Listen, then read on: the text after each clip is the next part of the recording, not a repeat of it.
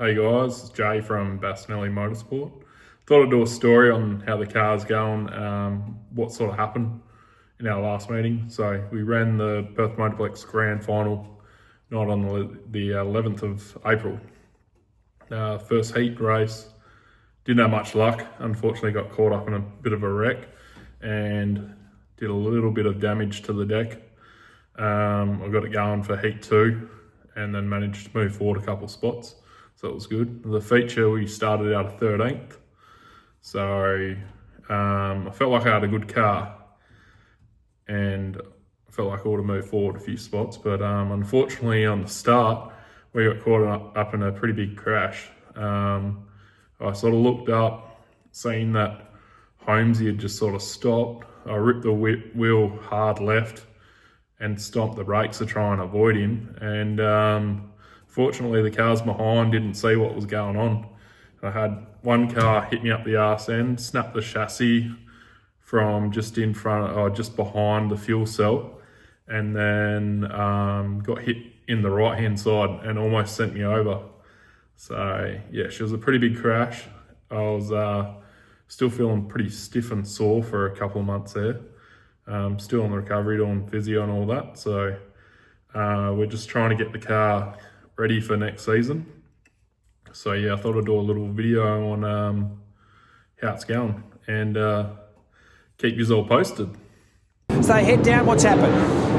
We've got a whole pile of them right in front of me. That's what's happened.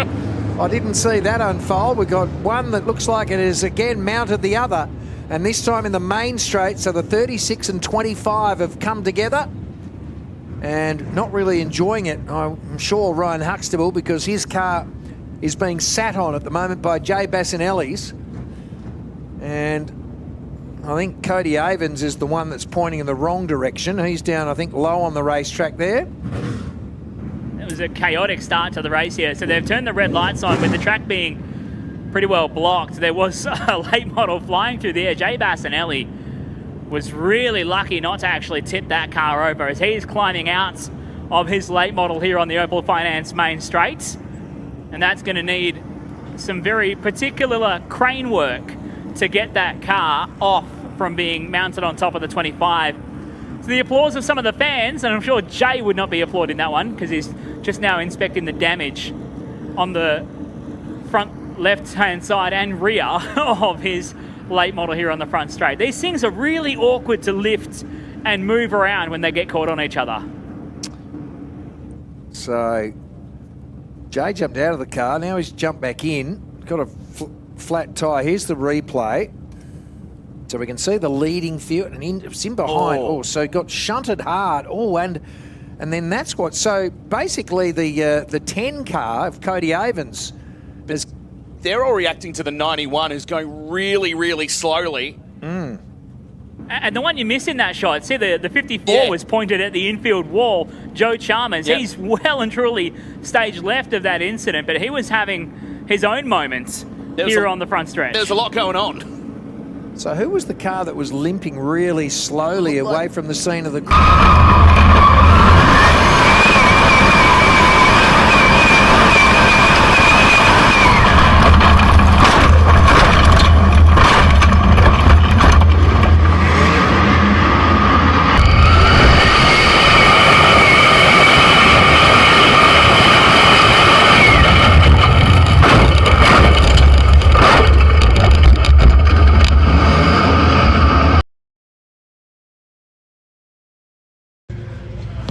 So let's punch the fuel cell into the diff. What else is wrong?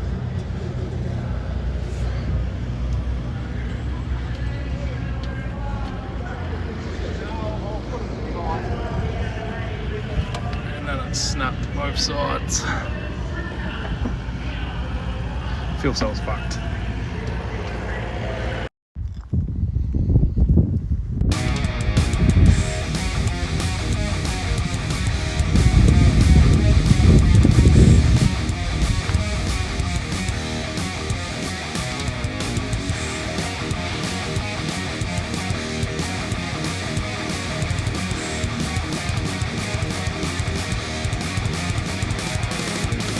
A few moments later.